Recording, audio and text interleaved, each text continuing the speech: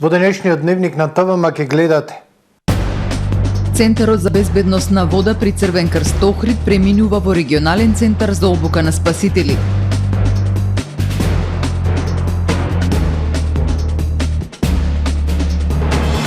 Привлекување чешки инвестиции во фокусот на средбата на градоначалникот Пецаков со конзулот Чернохорски.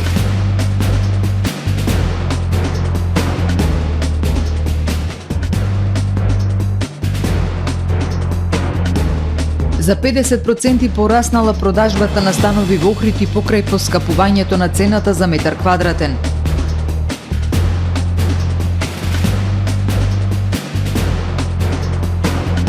Државната матура се понеизвестна. Добар ден, прво издание на дневникот на ТВМ телевизија.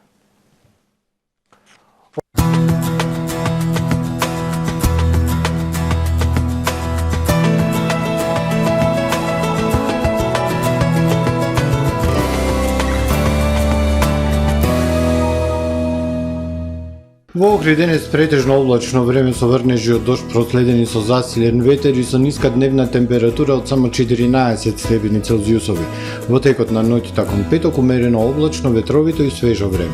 Утре над западна, централна и југоисточна Европа, како и над поголемиот дел од Апенинскиот и Балканскиот полуостров, како и локално над Пиринејскиот полуостров, умерено облачно и нестабилно со врнежи од дожд.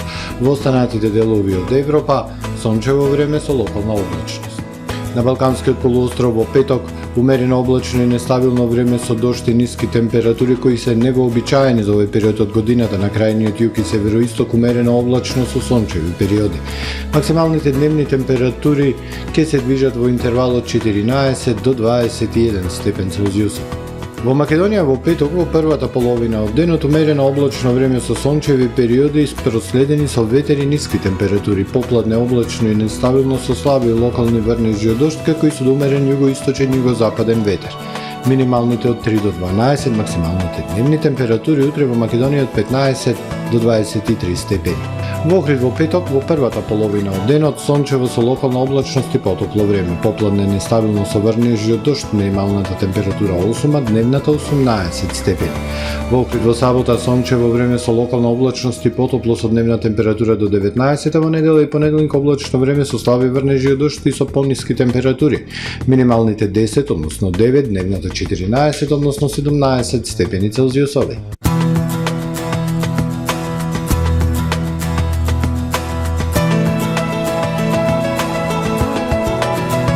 Гледавте Метео на ТВМ во соработка со Трпа Инвест.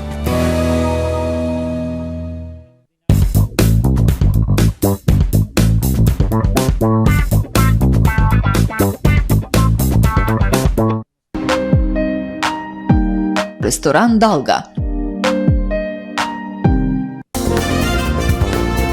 Брз кредит не значи скап кредит. Да, добро слушнавте. Аплицирајте за најповолните онлайн кредити со износи од 10.000 до 180.000 денари и рок на отплата до 30 месеци.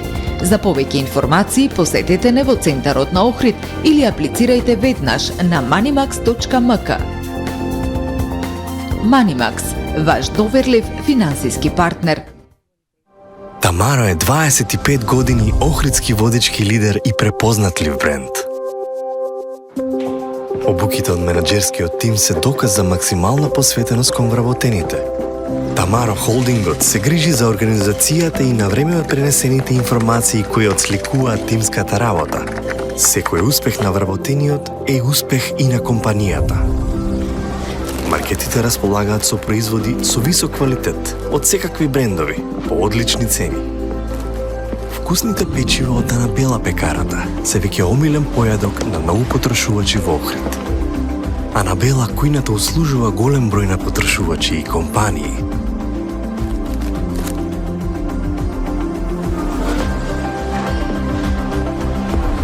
Рибарата е секогаш снабдена со најразлични видови на риба и морски плодови.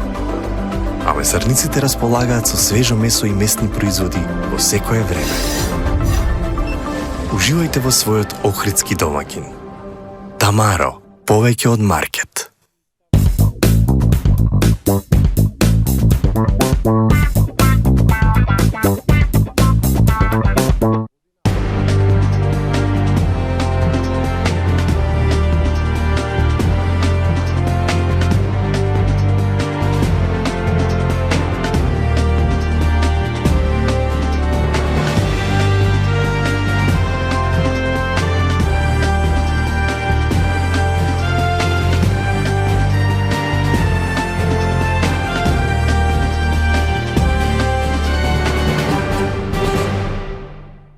Добар ден, прво издание на Дневникот на ТВМ телевизија.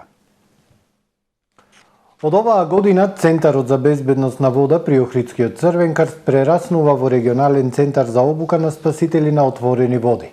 За прв пат годинава на обуката, која ќе се одвива во периодот од 23 до 30 јуни, ќе учествуваат и 10 кандидати на Албанскиот Црвен крст, кои ќе се грижат за безбедноста на капачите на албанскиот дел од езерото.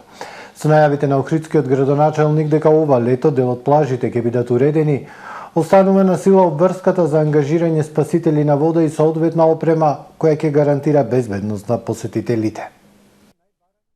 Од 23 до 30 јуни во Охрид започнува обуката за спасители на отворени води, која спроведува Центарот за безбедност на вода при Охридскиот Црвен крст. Сите оние кои се повозрасни од 18 години и се чувствуваат здрави, знаат да пливаат, може да се пријават на огласот. Новина е што годинава Центарот прераснува во регионален, односно ќе се обучуваат спасители на вода и од соседна Албанија. На годинашнава обука можам да се пофалам дека ќе имаат учество и Албански Црвен крст на Република Албанија, односно ќе учествуваат 10 кандидати за спасители кои што ќе се обучуваат овде за спасители на отворени води, за потоа да работат на морето во Албанија и на Охридското езеро од албанска страна.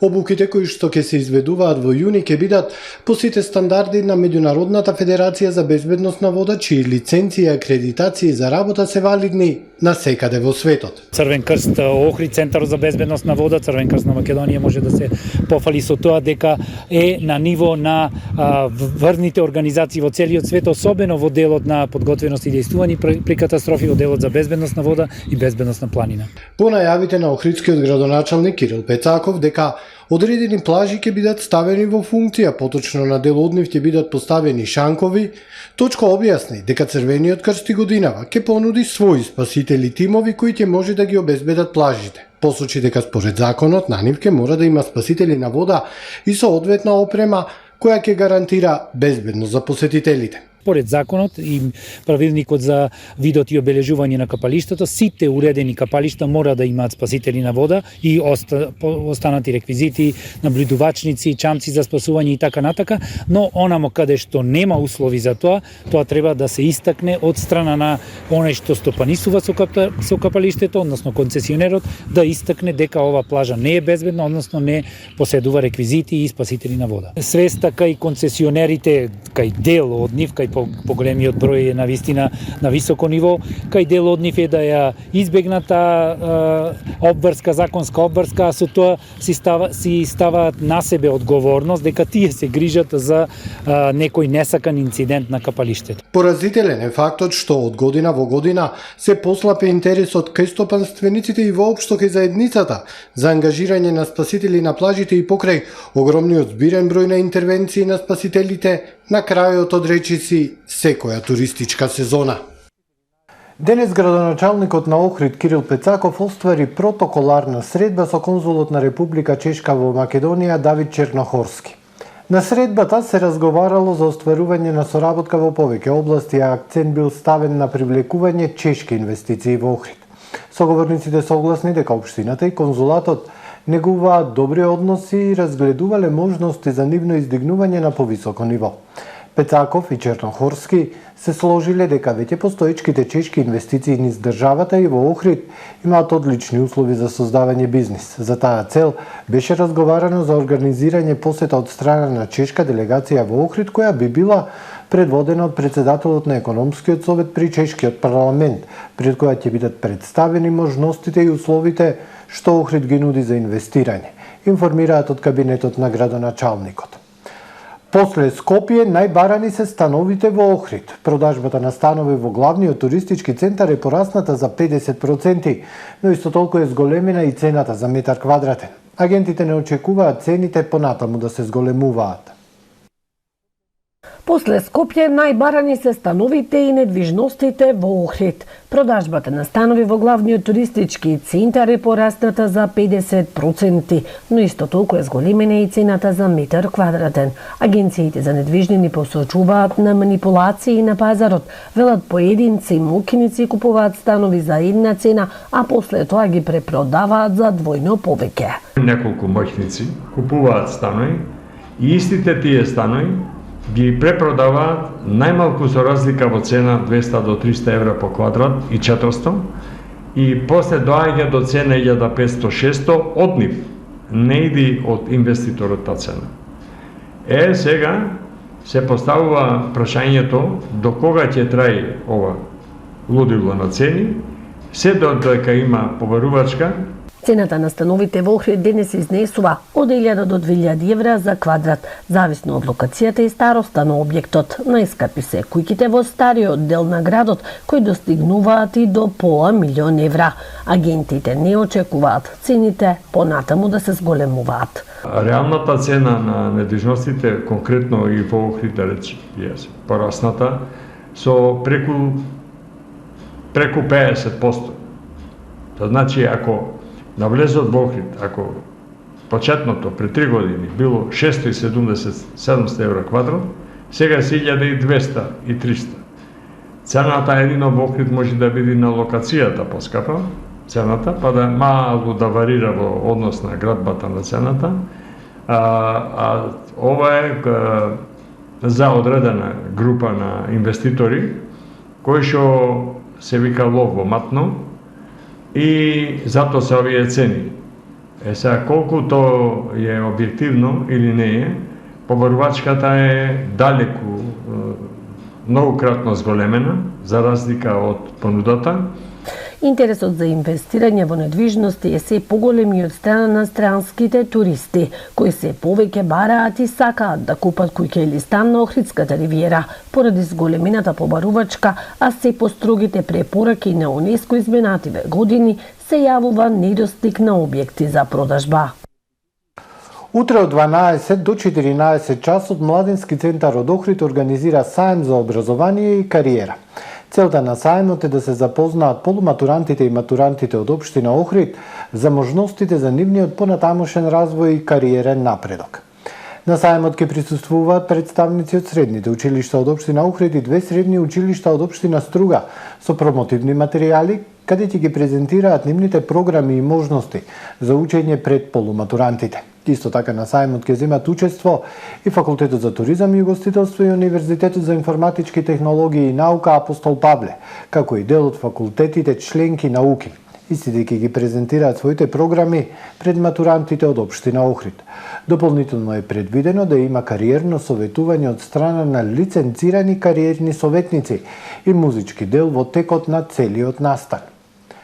На конец виси пак полагањето на државната матура, а со тоа и запишувањето на идните студенти на високообразовните институции. Штрајкот на вработените во државниот испитен центар продолжува. После денешната средба со вице-премиерот за економски прашања Фатмир Битити, од центарот информираа дека понуден им бил К-15 кој досега не го добивале, а им следувал според колективниот договор, а понудено им било и линеарно зголемување на платите за 2000 денари, кое и онака требаше да се случи и кое не било дел од преговорите. Од центарот барале зголемување на платите според позициите на вработените. Штрајкот на дел од вработените во државниот испитен центар продолжува, а само чудо може да го врати спроведувањето на државната матура и запишувањето на матурантите на факултетите во законски определениот прв испитен рок по денешната средба со вице-премиерот за економски прашања и после двата неуспешни состаноци со Министерството за финансија и образование во изминативе неколку дена. Родителите и средношколците оправдано вознемирени од неизвестноста. Емилија Бошковска, председател на синдикалната организација при државниот испитен центар, на денешната според неа последна пресконференција кажа дека мотивираноста на вработените е на нула и дека тие престануваат со сите активности поврзани со спроведувањето на испитниот процес за полагање на државната матура. Што ќе се случува понатака со спроведувањето на матурата, ги упати медиумите да побараат одговори од надлежните министерства. Во овој момент штрајкот продолжува. Значи тоа е се што можам да ви кажам. Ништо дефинитивно понатака нема да изјавуваме. Значи штрајкот продолжува, сите други информации ќе може да ги добиете од надлежните институции. Повеќе нема да даваме никакви решенија од наша страна. Се ова до сега беше наш апел, надеж дека навистина на владата е битно тоа што се случува во образованието и дека е битно да се случи државната матура. Тоа што ние сакавме е со ваша помош да покажеме колку е битна државната матура, колку е битен секој можен момент и секој можен човек. Ова се луѓето кои што работат. Имаме само 5-6 лица кои што се надвор од процесот на штрајкот. Тие лица овдека се прогласени за невидни. Вработените во Државниот испитен центар револтирани за тоа како има финансии за зголемување на платите на функционерите, а нема за одговорната работа на малиот број вработени во центарот. После денешната средба со вице-премиерот за економски прашања Фатмир Битики информираа дека понуден им бил К-15 кој досега не го добивале, а им следувал според колективниот договор, а понудено им било и линеарно зголемување на платите кои онака требаше да се случи и кој не ни било дел од преговорите, велат од центарот, потенцирајќи дека барале зголемување на платите според позициите на вработените. Се најдоа начини, се направија ребаланси за нивните покачувања од 70-80%. Не можат да најдат решение за 30 луѓе кои што работат многу напорни, кои што работат на повеќе одговорности во исто време. Понудата за линеарното покачување подразбира дека половина од овие не би добиле воопшто. Значи не сме добиле ништо. Добивме пазарна понуда. Од таа причина ви велам дека од сега натака сите други изјави ќе ги добива јавноста од надлежните институции, посебно од Министерство за финансии, кои што досега ниеднаш не се одважија да дадат одговор. Министерот за образование Пакетон Шакири во текот на вчерашниот ден изјави дека државната матура мора да ја има и тоа во предвидениот рок. Нагласи дека првиот испит ќе се полага на 27 ако е потребно. За тоа ќе се вклучат и вработените од Министерството за образование и наука. Од општина Охрид ги информираат граѓаните дека во периодот од 12 мај петок до 13 мај сабота на улица Ѓорче Петров ќе започнат градежни активности за асфалтирање. Поради тоа на оваа улица ќе има отежнат сообраќај. Се молат сите учесници во сообраќајот да се придржуваат според соодветната сигнализација, со цел да се обезбеди непречено и безбедно одвивање на сообраќајот. Се препорачува доколку е можно и да се избегне овој дел за сообраќај додека траат градежните активности за асфалтирање на оваа улица. Следуваат вестите од светот. Трите деца повредени во училиштето Владислав Рибникар и 6 лица од Младеноваc се на лекување во ургентниот центар во Белград. Директорот на Универзитетскиот клинички центар на Србија Милика Ашанин за Радио Телевизија Србија изјави дека меѓу повредените во Младеноваc двајца се во тешка состојба како еден од учениците од училиштето Владислав Рибникар. Повреденото девиче сместено во детската клиника се уште е во животна опасност, изјави тој. Посочи дека меѓу повредените од Младеноваc двајца се во тешка состојба. Кога станува збор за повредените од училиштето Владислав Рибникар, Ашанин кажа дека од тројцата кои се лекуваат, еден ученик е во тешка состојба. Посочи дека интензивно се следат сите повредени, а се планираат и одредени контролни снимања и дека ги следат ефектите од извршените интервенции. Дополнително додаде, еден пациент кој имал повреди на уриногениталната регија во наредните денови ќе биде префрлен од интензивна нега на оделение. Германската полиција денес соопшти дека дошло до пукање во фабрика на Мерцедес во југозападна Германија. Според медиумите, едно лице загинало, а друго е тешко повредено. Според Дојче Веле, итна операција била во тек во фабриката на Мерцедес во Синделфинген во четвртокот наутро, откако добиле пријави за пукање. Тимот за специјални операции ја затворил локацијата со целосно распоредување, вклучувајќи 2 хеликоптери и неколку лекари за итни случаи. Повеќекратни истрели наводно били испукани околу 7 часот и 45 минути по локално време. Полицијата објави на Твитер околу 1 час подоцна дека операцијата во која учествуваат полицајци и спасувачи во тек во фабричкиот комплекс на 15 километри југозападно од Штутгарт. Властите потврдија дека осомнечениот е приведен.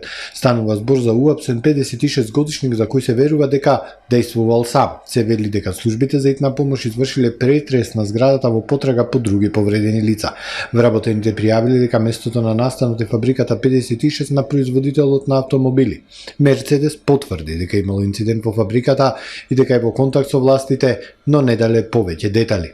Минатата година, светот забележа рекордно висок број од 71,1 милион внатрешно раселени лица. Ова е последица на војната во Украина и природните катастрофи, според извештајот објавен од Центар за следење внатрешно раселени лица и Норвешкиот совет за бегалци. Бројот на внатрешно раселени лица од 71,1 милион во светот е зголемување за 20% во споредба со 2021-та. До крајот на 2022 година 5,9 милиони луѓе беа принудени да се преселат во Украина поради руската инвазија, со што вкупниот број на внатрешно раселени лица поради конфликтот и насилство ширум светот на 62 милиони представува зголемување од 17% во споредба со претходната година.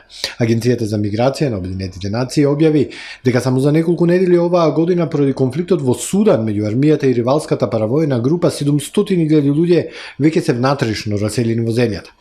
Центарот за следење на внатрешно раселени лица го наведе и временскиот феномен Ла Ниња, кој се случува трета година поред како главен фактор за раселување на население поради катастрофи во 2022 година. Феноменот доведе до рекордно раселување поради поплавите во Пакистан, Нигерија и Бразил и најтешка суша во Сомалија, Кенија и Етиопија, се вели во извештајот. Жителите на источниот дел од Австралија беа изненадени од екстремно студеното време, што не е вообичаено за овој период од годината. Поради ниските температури сообраќајот е забавен, летовите откажани, а снежните наноси во некои области достигнуваат дебелина од 10 до 20 сантиметри. Според метеоролозите во Австралија, овој студен бран предизвика температурите да паднат под нулата, а силните ветрови направија да се чувствува постудено и до 10 степени. Од видео објавено од CNN може да се забележи дека снегот предизвика посебна радост кај кенгурите кои во близина на главниот град Камбера ужива скокајќи по него. Тука е крајот на првиот дневник на ТВМ. Ви благодарам за вниманието со кое не следевте. Пријатно!